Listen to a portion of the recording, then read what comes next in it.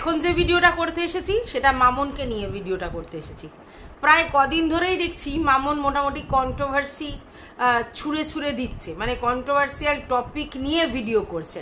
আর তার পিছনে একটাতে ইন্টারেস্ট আছে, বুঝতেই পারছো, কারণ ও দেখেছে ওই ধরনের ভিডিওগুলোতে ওকে কোনো বাজে কমেন্ট করলেও ওর ভিউজটা কিন্তু প্রচণ্ড আপ হয়। আর ও যখন দেখছে যে এই মুহূর্তে ওর পক্ষে ব্লগিং করাটা সম্ভব হচ্ছে না, মানে সেদিন আর্নটা তো করতে হবে, তার জন্য একটা টপিক নিয়ে বসে পড়ছে। কদিন আগেই ও বলেছিল যে তোমাদের কাছে আমার কিছু না বলা কথা আছে যেগুলো আমি তোমাদের কাছে বলতে চাই, আর তার জন্য আমি সময় সুযোগ করে তোমাদের আমার কিছু কথা বলবো, আমার জীবনের কথা বলবো। এবং সেগুলোই বলতে গিয়ে নানা কথা বলছে, কখনো মায়ের কথা, কখনো শাশুড়ির কথা বলছে। তো লাস্ট যে ভিডিওটা করেছে কালকের, তো সেই ভিডিওটাতে বললো যে আমার বাড়িতে যেহেতু কাজ হচ্ছে সেহেতু ওইভাবে ব্লগিং করা যাচ্ছে না, আর সেই জন্যই আমি তোমাদের সঙ্গে দুটো মনের কথা শেয়ার করতে এসেছি। এবং সেই মনের কথা শেয়ার করতে গিয়ে অরিজিনালি ওর বর কত করেছে, ওর বর ওর শাশুড়িকে ঠিক কতটা দেখে, কিভাবে দেখে, সেইটা ও ব্যক্ত করেছে। যদিও যেগুলো বলেছে সেগুলো কতটা মানে জাস্টিফাইড সেটাও একটা বড় ব্যাপার। তো চলো, welcome back to my channel. আশা করছি তোমরা সবাই খুব ভালো আছো, আর আমিও খুব ভালো আছি নতুন একটা ভিডিওর সাথে। আমি রুনার লাইফস্টাইল থেকে। যাই হোক, মামনের শাশুড়ির বয়স 90, এবং তিনি দীক্ষায় দীক্ষিত, মানে আমাদের হরিনাম করেন আর কি, উনি দীক্ষায় দীক্ষিত, এবং সেই জন্য উনি অনেকটা ছুত মার্গ রয়েছে তার। আমাদের আগেকার দিনে অনেক মানুষের মধ্যেই এইগুলো রয়েছে। তো আমার ঠাকুমা যখন ছিল তিনিও ছিলেন এরকম, তিনি হচ্ছে প্রচণ্ড ওই জাত পাত ধর্ম এসবগুলো মানামানি করতো। অ্যাকচুয়ালি এটা অনেকের মধ্যেই রয়েছে, এই কনসেপ্টটা অনেকের মধ্যেই রয়েছে। তো যাই হোক, উনি কেন ওদের বাড়িতে থাকে না, এত বড় অট্টালিকায় কেন শাশুড়ির জায়গা হয় না, সেই ক্ল্যারিফিকেশন দিতে বসেছে মামুন। যদিও অনেকেই বলেছে যে তুমি তোমার মতো ভিডিও করো, তুমি কেন ক্ল্যারিফিকেশন দিচ্ছ।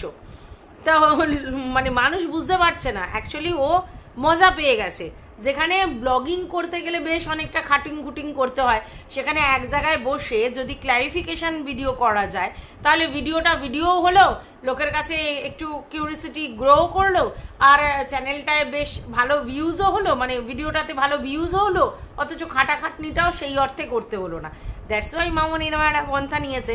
মাঝে মধ্যে এরকম ধরনের মন কি বাত বলতে আসতেই পারে, এবং সেখানে শাশুড়ি কেন থাকে না, মায়ের সঙ্গে কি ব্যাপার, এইগুলো একটু ক্ল্যারিফাই করছে।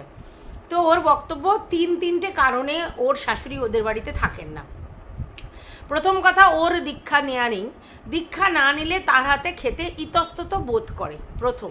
দ্বিতীয় কথা, মানে তাদের বক্তব্য, মানে শাশুড়ির বক্তব্য যে যেহেতু মামন মানে নিরামিষ আমিষ সমস্ত রান্না করে এবং বাড়িতেই রান্না করে, তাই হয়তো আমিষ সাথে নিরামিষের কিছু পদে হাত দিয়ে দিচ্ছে বা কিছু করছে, তো সেই জন্য হয়তো সে খেতে চায় না আর কি, এটাই ওর বক্তব্য। যাই হোক, এই কথার পরিপ্রেক্ষিতে আমি আমার দেখা একটা কথা বলি, সেটা হচ্ছে আমার দিদাকেও দেখেছিলাম, মানে লাস্টের দিকে উনি হচ্ছে ইস্কনে আর কি দীক্ষিত হয়েছিলেন। তো সেই সময় ওনারও এরকম ব্যাপার ছিল। আমার মা যেহেতু ওরকম নিরামিষ বা আমিষ খুব একটা মানামানি করতো না, এবং আমরা যেহেতু অনেক সময় বিছানায় বসেই অনেক খাবার দাবার খেতাম বা কিছু করতাম, এসব উনি দেখেছেন। তো ওনার একটা মানে ছুতমার্গ ছিল যে আমাদের বাড়িতে হয়তো নিরামিষ আমিষ বলে আলাদা কিছু নেই, এবং আমরা ওইসব মানি না, তার মানে এইখানে উনি খেতে পারবেন না। তার জন্য উনি যখনই আমাদের বাড়িতে আসতেন, তখন যদি ওনাকে কিছু খেতে দেওয়া হতো, সন্দেশ বা অন্য কিছু বা কিছু খেতে বলতো, রান্না করা জিনিস তো খেতেনই না, সন্দেশও যদি প্যাকেটে করে দেওয়া হতো ঠিক আছে, কিন্তু কোনো বাসনপত্রে খেতে চাইতেন না, ঠিক আছে, বলতো তুই আমাকে দিয়ে দে, আমি মানে আমার গোপালকে খেতে দিয়ে তারপরে খাবো। তো মিষ্টির প্যাকেট ধরে দেওয়া হতো, ফল পাকড়ও তাই, যদি ফ্রিজে ফল থাকতো সেগুলো খেতেন না, যেহেতু ওখানে মাছ মাংস সমস্ত থাকতো তাই জন্যে। আর উনি বলতেন যে ঠিক আছে, একটা টেবিলে রাখা থাকলে সেই ফল নিয়ে যেতেন, এবং কোনোটাই উনি খেতেন না, সবটাই নিয়ে যেতেন, বলতো গোপালকে দিয়ে খাবো। অ্যাকচুয়ালি উনি আমাদের বাড়িতে খাওয়াটাই পছন্দ করতো না, কারণ ওনার মনে হতো যে ওনার মেয়ে এইসব নিরামিষ আমিষ মানেন না এবং সব ছুঁয়ে ফেলেছে, তাই জন্য এগুলো খাওয়া যাবে না, তাই গোপালে দিয়ে তারপর আমি খাবো, এইটা বলে এই অজুহাতে জিনিসপত্র ওখানে খেতেন না, সবটা নিয়ে যেতেন। নিতেন না তা নয়, তবে ওই রকম পরিষ্কার পরিচ্ছন্ন ওইটা উনি মনে করতেন। সরি।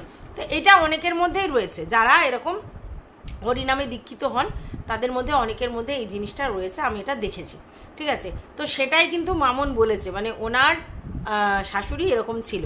এইবার তারপরেও অনেকে বলছে যেহেতু ওনার আলাদা ঠাকুরঘর হয়ে গেছে, আলাদা বাথরুম হয়ে গেছে, তাহলে সেখানে কেন থাকে না? সেখানে থাকতেই পারে উনি, কিন্তু 90 বছরের মহিলার টেক কেয়ারটা কে করবে? তার জন্য তো লোক লাগবে, কারণ উনি তো কারোর হাতে খাবেন না। এবার নিজে রান্না করে খাওয়া 90 বছর বয়সে, সেটাও টেরিফিক জব।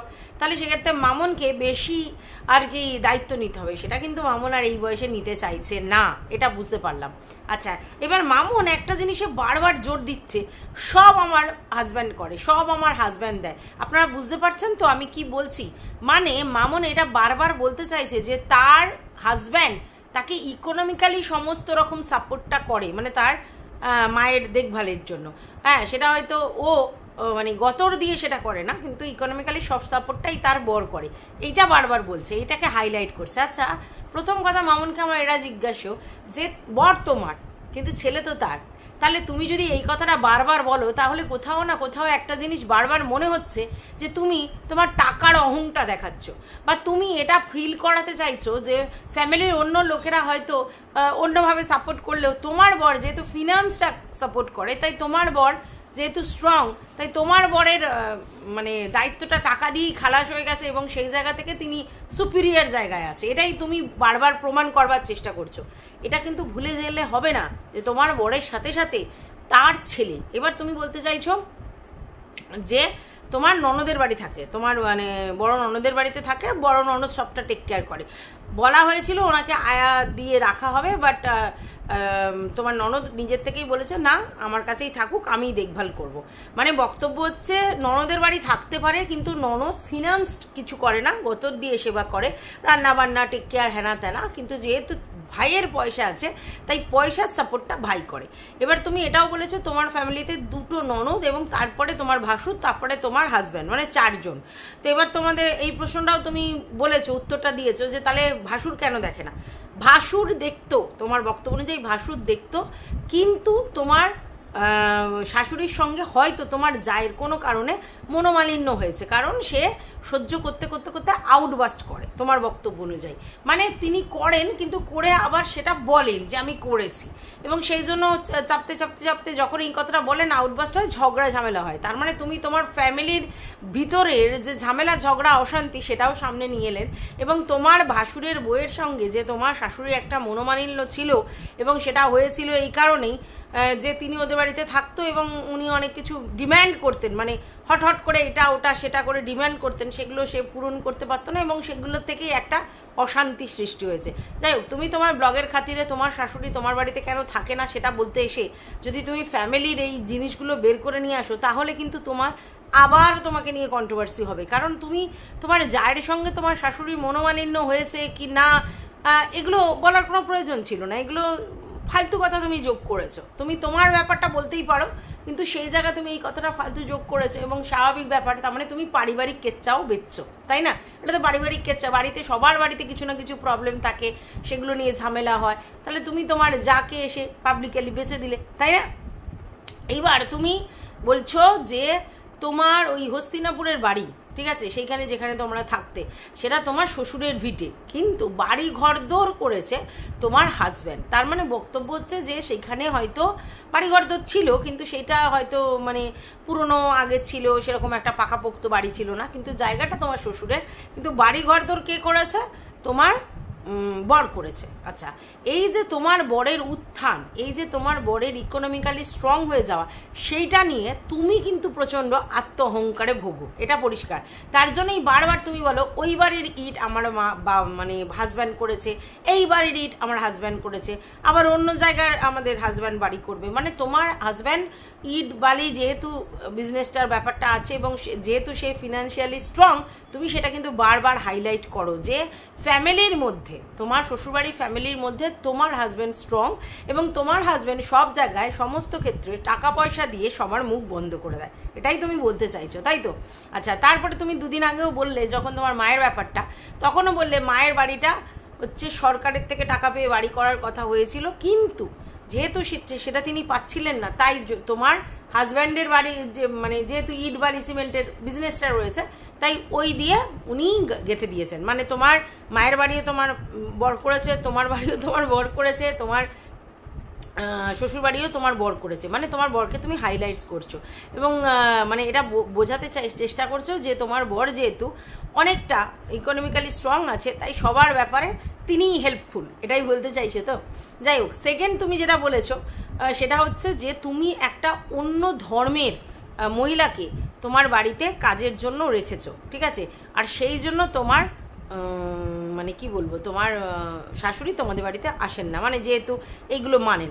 প্রথম কথা হচ্ছে দেখো, অন্য ধর্ম আমরা মানি না, আমাদের যে জায়গায় দাঁড়িয়ে আছি সেখানে যদি না লোকজন পাওয়া যায়, যদি ওই অন্য ধর্মের কোনো লোকজন পাওয়া যায়, তাকে রাখাটা কোনো ব্যাপার নেই। কিন্তু তোমার ক্ষেত্রে যেহেতু তোমার শাশুড়ি আছেন আর যেহেতু তোমার শাশুড়ির ছুতমার কাজে, তাহলে তুমি এই জিনিসটা দেখতেই পারতে যে তুমি অন্য কাউকে রাখতে পারতে, তাই না? কিন্তু তুমি সেটা করোনি, তুমি এমন একজনকে রেখেছো যে আছে বলে তোমার শাশুড়ি আসতে পারছে না, বা এটা একটা তার প্রবলেম। তাহলে লোকে তো ধরেই নেবে যে তুমি চাওই না তোমার শাশুড়ি আসুক, আর তার জন্য তুমি জেনে শুনে অন্য ধর্মের একজনকে রেখেছো, তাই না? এটাই তো ধরে নেবে। কারণ তুমি যখন জানো যে আমার শাশুড়ির প্রবলেম আর এই বাড়িটা তার ছেলের বাড়ি, সে যখন তখন আসতে পারে, 2 দিনে 4 দিনের জন্য হলেও আসতে পারে, আর তার যখন এইরকম একটা সিচুয়েশন আছে যে তিনি অন্য ধর্মের লোকের মানে বাসনপত্র মাজা হেনা তেনা সেগুলো তার পছন্দ নয়, বা সেই ছোঁয়াছুঁইটা তার কাছে একটা ব্যাপার, তাহলে তুমি এটাকে অ্যাভয়েড করতে পারতে। এরকম তো নয় যে অন্য ধর্মের ছাড়া অন্য কোনো ধর্মের, মানে আমাদের নিজ ধর্মের কেউ নেই ওখানে থাকতে পারবে না, এরকম তো কোনো ব্যাপার নেই, রাখতেই পারতে।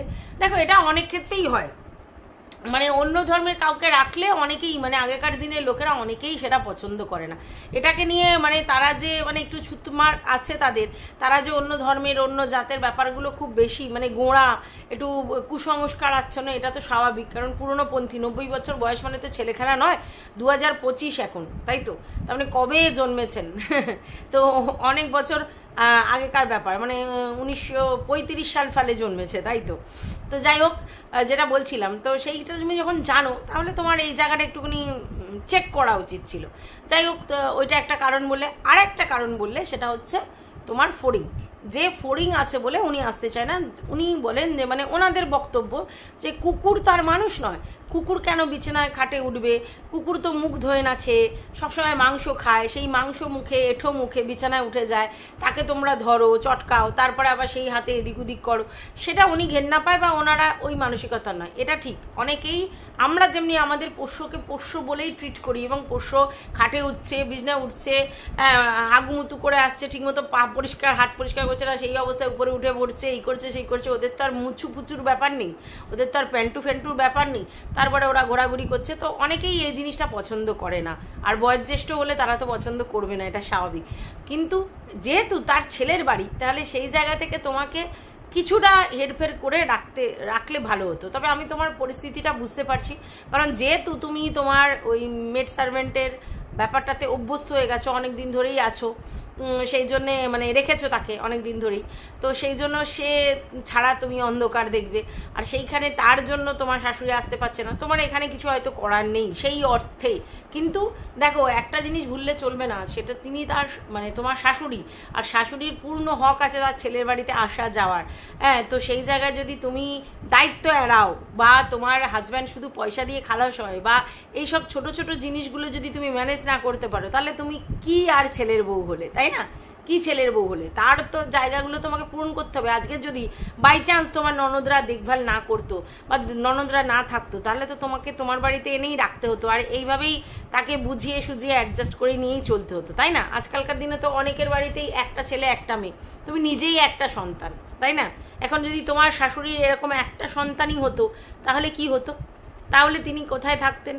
তখন তো তার ছুতমারগুলো তিনি ছাড়তেন না, সেই ছুতমারগুলো তো তার থাকতো, এবং সেক্ষেত্রে এই যে পোষ্যদের যে সমস্যা সেটাও থাকতো, আর তারপরে হচ্ছে তোমার মেড সার্ভেন্টের যে সমস্যা সেটাও থাকতো, এবং সেই তখন তুমি কি করতে? তাহলে ওনার জন্য আলাদা করে একটা ঘর করে সেইখানেই ওনার ব্যবস্থা করা উচিত ছিল, এবং সেইখানে ওনার জন্য আলাদা স্পেশাল কোনো লোক রাখতে হতো, আর যেখানে কিনা এই পোষ্যটা সেই ঘরে যাতায়াত করবে না, এরকম ব্যবস্থা করতে হতো। কারণ তোমার শাশুড়ি তুমি তো ফেলে দিতে পারবে না। আজকে তোমার ননদরা দেখছে গতর দিয়ে মানে সার্ভিসটা দিচ্ছে বা গতর দিয়ে মাকে ভালোবাসছে, গতর দিয়ে তার রান্না বান্না হ্যানা ত্যানা সমস্ত কিছু করছে, সেটা ওয়েল অ্যান্ড গুড। কিন্তু তুমি জানো তো এখনকার দিনে মানুষ টাকা দিয়ে অনেক কিছু করতে পারে, কিন্তু গতর দেওয়ার লোক কিন্তু পাওয়া যাবে না, লেবার সার্ভিস পাওয়া যাবে না। এই যে মানুষ বাবা মার জন্য যে করে, অনেকেই টাকা দিয়ে খালাস হয়ে যায়, কিন্তু ঠিক মতো লোক পাওয়া যায় না। অনেকে আয়া সার্ভিস নেয়, অনেকে অন্য সার্ভিস নেয়, মানে কোনো পাড়ার লোক বা আত্মীয় স্বজনের মধ্যে কাউকে নেয়। তো এটা ব্যাপার যে পয়সাটা সবাই এখন দিতে পারে, পয়সা দিয়ে অনেকেই দায়িত্ব খালাস হয়ে যায়, কিন্তু পুরোপুরি টেক কেয়ার করা বা তার দেখভাল করার লোক কিন্তু মার্কেটে খুব কম। তাহলে তুমি এটা বুঝিয়ে দিলে যে তোমার বরের টাকাতেই মোটামুটি তোমার শাশুড়ির চলে। ও বাই দ্য ওয়ে, তুমি আমার এক জায়গায় লিখে দিয়েছো যে আগে আমার শাশুড়ি 700 টাকা পেনশন পেতেন, এখন 1000 টাকা পায়। মানে তুমি এটা বলতে চাইছো যে উনি মিনিমাম একটা টোকেন অ্যামাউন্ট পেনশন হিসেবে পায়, সেই টাকা দিয়ে কিছুই হয় না জল গরম, যা হয় আমার বরের টাকায়। তা সে তো সন্তানের তো দায়িত্ব, তার মা বাবার প্রতি কর্তব্য করা উচিত, তাই না? তো সেটা সে করে, এবং সেই জায়গা থেকে সে টাকার ব্যাপারটা করতে বলে করে। তার মানে তুমি কিছু রেসপন্সিবিলিটি নিতে চাও না, তোমার বর কিন্তু তার রেসপন্সিবিলিটি পুরোটা নিয়েছে, আর নিয়েছে বলেই সে টাকা পয়সা দিয়ে সাহায্য করেছে। কিন্তু একটা সংসারে বর তো আর ওই কর্মগুলো করতে পারবে না, বর টাকা দিয়েই খালাস হবে, কিন্তু প্রপার কেয়ারটা একটা মহিলাই করতে পারে। তাহলে তুমি অ্যাকচুয়ালি তোমার শাশুড়ির দায়িত্বটা নিতে চাও না, এড়িয়ে যাও, আর সেই জন্যই তুমি এই এক্সকিউজগুলো দিতে বসেছো। কারণ তুমি ফ্রি বার্ডসের মতো ঘুরছো, তোমার মানে হাজব্যান্ড চলে যাচ্ছে, তোমার মেয়ে কাজে চলে যাচ্ছে, পড়াশোনায় চলে যাচ্ছে, সেই সময় তুমি ফ্রি ভিডিও করছো, ঘুরছো, বেড়াচ্ছো, কেনাকাটি করছো, এই করছো। সেইখানে একটা বয়স্ক মহিলা থাকলে তোমার অনেক লাইবিলিটিস থাকবে তাকে টেক কেয়ার করার, তার অসুস্থতার সময় তোমাকে সেই টেক কেয়ার করতে হবে। যতই লোকজন থাকুক, আয়া সেন্টার থেকে লোক থাকুক, কিন্তু তোমাকে সেটা করতে হবে, মানে বাড়ির লোককে। সেই জায়গাটা তুমি অ্যাভয়েড করেছো, আর সেটা তো আর তোমার বরের কিছু করার নেই। আর তুমি অ্যাভয়েড করেছো বলেই তার দিদির শরণাপন্ন হতে হয়েছে তাকে, যাতে তার মাকে তারা দেখভাল করে, ঠিক আছে? মানে অ্যাকচুয়ালি তুমি দায়িত্ব থেকে সরে গেছো, তুমি দায়িত্বগুলো নিতে চাওনি, তুমি না শাশুড়ির দায়িত্ব নিতে চেয়েছো, না অন্য কিছুর দায়িত্ব নিতে চেয়েছো। আর তার জন্যই তুমি নানা রকম কারণগুলো নিয়ে আসছো। যে কারণগুলো নিয়ে এসেছো, এটা অনেক ফ্যামিলিতেই এই সমস্যাটা রয়েছে। এই পোষ্যর ব্যাপারটাও অনেকে, এই বয়স্ক কেন, অন্য অনেকে, মানে ইয়াং জেনারেশনও অনেকে পোষ্য যারা পছন্দ করে না, তারা এই ব্যাপারটাকে মানে থাকলে অ্যাভয়েড করে। বাড়িতে সবসময় কুকুরের বা বিড়ালের লোম, তারপরে তাদের একটা স্মেল আছে গায়ে, তারপরে তারা বিছানাঘাটে একটা তাদের মনে হয় যে নোংরা হচ্ছে, অনেকেই এটা পছন্দ করে না। কিন্তু এটার জন্য কোনো যদি বয়স্ক মহিলা থাকে, সেটা কি কোনো এক্সকিউজ হয়? আচ্ছা, আর এই যে তুমি অন্য ধর্মের লোকজন রেখেছো, অনেকেই রাখে, ঠিক আছে, যে যেরকম পারে, যা যেরকম সেরকম রাখে, কিন্তু তাহলে এইগুলোর জন্য, এই এক্সকিউজগুলোর জন্য, আর তুমি দীক্ষা নাওনি সেই জন্য তোমার শাশুড়ি আসবে না, থাকতে পারবে না, এটা কোনো কথা হলো? তোমার দীক্ষা নেওয়ার ব্যাপারটা নেই, কিন্তু উনি রান্না করবেন, একটা দীক্ষিত মানুষ একটা রাঁধুনি রাখলেই হয় যে তিনি দীক্ষা নিয়েছেন, এবং প্লাস তিনি অন্য কাজগুলোও করে দেবে। তো বাড়িতে এনে টেক কেয়ার করার জন্য দুটো সাবঅর্ডিনেট রাখলেই হতো, একজন যিনি দীক্ষিত হয়ে রান্না করবেন, আর একজন যিনি ওই ধর্মের লোক এবং ওনাকে সেবা শুশ্রূষা করবেন। আর ঘরের তো তোমাদের অভাব নেই, উপরে বাথরুম রয়েছে, তারপরে ঠাকুরঘর রয়েছে, অনেক কিছুই রয়েছে, তো সেই জায়গা থাকতেই পারতো। অর্থাৎ কোনো এক্সকিউজ খাড়া করে লাভ নেই। যদি আমি মন থেকে চাই এবং আমি যদি মনে করি আমার আর অন্য কোনো অপশন নেই, তাহলে আমি সবই করতে পারি। অ্যাকচুয়ালি প্রবলেমটা হচ্ছে তোমার মন থেকে ব্যাপারটা নেই, 1 নম্বর, আর 2 নম্বর তুমি এক্সকিউজ খাড়া করবে বলে এত কিছু বলেছো। আর তোমার রয়েছে মানে আর একটা ওয়ে রয়েছে, সেটা হচ্ছে তোমার ননদ। তো সেই ননদ যখন দায়িত্ব নিয়েছে, তাহলে বুঝতেই পারছো, যদি কেউ দায়িত্ব নিয়ে নেয়, তারপরে অনেকেই দায়িত্ব ঝেড়ে ফেলে দেয়, তাই না? এটাই বাস্তব। আর যদি তোমার কেউ দায়িত্ব না নেওয়ার থাকতো, তাহলে তোমাকেই করতে হতো, ঠিক আছে? তখন আর ফ্রিলি সমস্ত কিছু করা যেত না। তো দেখো, যতই তুমি এক্সকিউজ দাও আর যেভাবেই বলো, লোক কিন্তু বোঝে, ঘাসে মুখ দিয়ে চলে না। আর তার জন্য আবার তোমার ভিডিওতে সেই রকম ধরনের কথাই আবার উঠে এসেছে, কারণ তুমি নিজেকে ভালো প্রতিপন্ন করার জন্য অনেক কিছু বলছো। তুমি ভালো, তোমার বর ভালো, তোমার বর ডেফিনেটলি ভালো, পয়সা দিয়ে হেল্প করছে বলে, কিন্তু তুমি তোমার দায়িত্বগুলো সমানে সন্তর্পণে এড়িয়ে যাচ্ছ। কিন্তু তুমি প্রমাণ করতে চাইছো যে না, আমি ভালো, আমার বর ভালো, আমরা সব করতে চাই, আর বারবার হাইলাইট করছো পয়সার ব্যাপারটা। বুঝতে পারছেন তো কেন ভাই, কেন? মানে হঠাৎ করে পয়সা দেখেছো বলে তোমার এই মানসিকতা তৈরি হয়েছে? আমরা সবাই বুঝতে পারি যে যখন মানুষ এইভাবে বলছে তার মানে সে পয়সা দিয়ে হেল্প করছে। মা বাবা তো কর্তব্য, তাহলে বারবার করে বলার কি আছে এই জায়গাটা হাইলাইট করার? বুঝি না। হ্যাঁ, যাই হোক, অহংকার মানুষের পতনের কারণ। তুমি এই জায়গাটাতে প্রচুর অহংবোধ দেখাচ্ছ, এই পয়সার ব্যাপারটা মানে হাজব্যান্ডের পয়সার ব্যাপারটা, সেটা কিন্তু খুব চোখে লাগছে, বুঝেছো তো? চোখে লাগছে না? তুমি স্পষ্ট বক্তা, তুমি বলতে এসেছো, তোমার কিছু মনের কথা বলার দরকার, সব ঠিক আছে, কিন্তু তোমার বলা, তোমার ওয়ে অফ টকিংটা এমন ছিল যেখানে বোঝা যাচ্ছিল যে তুমি পয়সার গরমটাই দেখাচ্ছ, ঠিক আছে? তো যাই হোক, এই ভিডিওটা এই পর্যন্ত। তোমাদের যদি কিছু বলার থাকে অবশ্যই কমেন্ট বক্সে জানিও। ভালো লাগলে ভিডিওটা লাইক করো, পাশে থেকে সাবস্ক্রাইব করে অল নোটিফিকেশন অন করে বেল বাটনটা অতি অবশ্যই বাজিয়ে দিও।